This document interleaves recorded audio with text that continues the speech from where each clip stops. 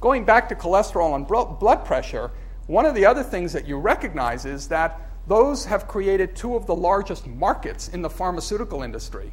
So drugs that lower blood pressure and drugs that lower cholesterol are among the leading. In fact, cholesterol-lowering drugs are the biggest pharmaceutical products in the market today. And guess what? They're not treating a disease.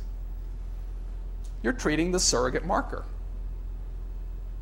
You're not waiting till someone has a heart attack to put them on a cholesterol-lowering drug.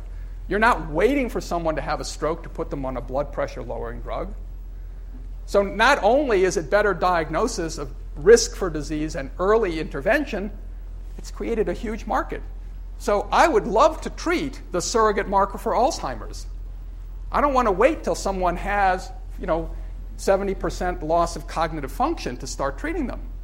So when you discover these risk factors or early biomarkers associated with disease or disease risk, you want to get in there and fundamentally change healthcare by treating early.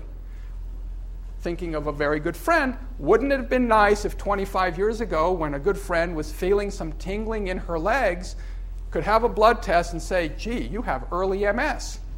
Let's intervene now before these lesions progress to the point where you're in a wheelchair, right?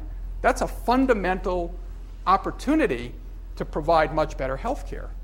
So yes, we built this company ultimately to reward our investors, but that, if that's all we wanted to do, we probably would have opened, more Krispy Kreme outlets. I mean, in today's market, that would have been a better ROI than almost anything you could think about.